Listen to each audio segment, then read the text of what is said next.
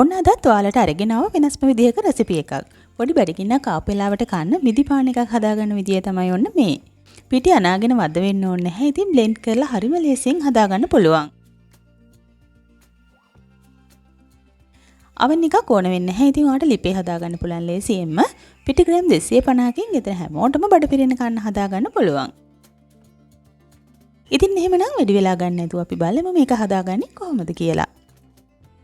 Blender කප් එක අරගෙන ඒකට ඔයා මුලින්ම එකතු කරගන්න ඕන පාන් පිටි ග්‍රෑම් 250ක්, සීනි මේස හැඳි 3ක් හෝ 4ක්, යීස්ට් තේ හැඳි 1ක්, තියෙනවා නම් කිරිපිටි මේස හැඳි 2ක්, ෆ්‍රෙෂ් මිල්ක් මිලිලීටර 250ක්, මාගරින් එහෙමත් නැත්නම් බටර් ග්‍රෑම් 30ක්. දැන් අපි හොඳින් බ්ලෙන්ඩ් කරගමු මේ විදිහට පිටි ටික. මෙන්න මේ පදමට තමයි බ්ලෙන්ඩ් කරගත්ත පිටි මිශ්‍රණය තියෙන්න ඕන. ඉතින් ඔයා ගන්න පිටි එකේ බ්‍රෑන්ඩ් එක අනුව අල්ලන කිරි ප්‍රමාණය එහෙම පොඩ්ඩක් එහෙ මෙහෙ වෙන්න පුළුවන්. කොහොම වුණත් මෙන්න මේ පදමට තමයි හදාගන්න ඕන.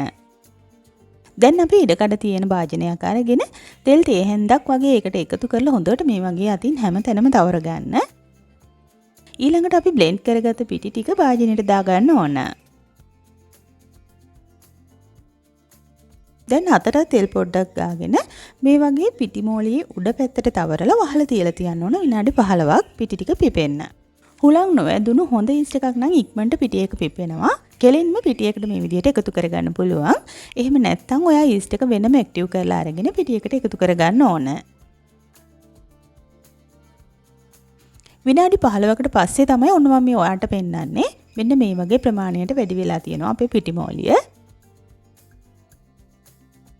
දැන් තමයි අපි මේ පිටි එකට උඩ ලුණු එකතු කරන්නේ. ඊළඟට වියලි මිදි ග්‍රෑම් 50ක් විතරත් එකතු කරලා ස්පැචුල එකකින් එහෙමත් නැත්නම් හැන්දකින් හොඳට මේ වගේ කලවම් කරගන්න ඕන පිටි මෝලියට හොඳින් ලුණු මිශ්‍ර වෙන්න.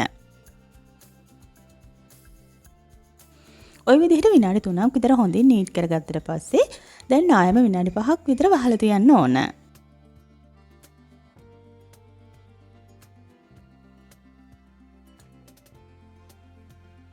ඊළඟට අපි ට්‍රේ එකට තෙල් ටිකක් එහෙමත් නැත්නම් මාගරින් ටිකක් ගාලා සූදානම් කරගමු පාන් එක බේක් කරගන්න. ওই විදිහට තෙල් තවර ගත්තට පස්සේ පිටි මෝලිය ට්‍රේ එකට දාලා හොඳින් තුනී කරගන්න.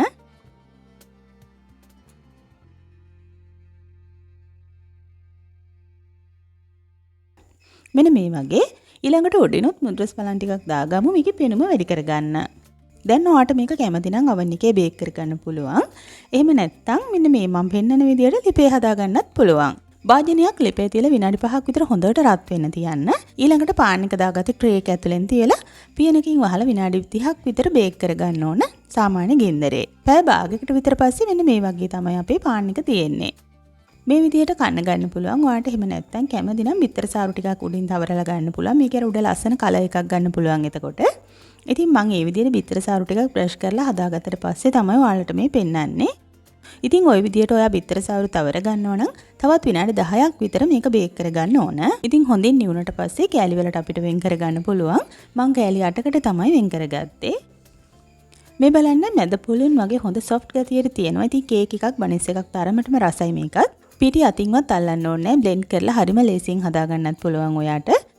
ඉතින් ඔයත් රෙසිපි එක අනිවාර්යෙන් try කරලා බලන්න. හවසට පොඩි බඩගින්නක් එහෙම ආපු වෙලාවට කන්න ඔයාට හරිම ලේසියෙන් හදාගන්නත් පුළුවන්. ඉතින් රෙසිපි එක ප්‍රයෝජනවත් කියලා හිතනවා නම් අමතක නොකරම like එකක් කමෙන්ට් එකක් දීලා තවත් කෙනෙක්ට බලන්න share කරන්න කියලා ආදරෙන් මතක් කරනවා. ගිහින් එන්නම් තවත් දවසක අලුත්ම රෙසිපි එකක් අරගෙන එතකන් වීඩියෝ එක බැලුවට ඔයාලා හැමෝටම ගොඩාක් ස්තුතියි.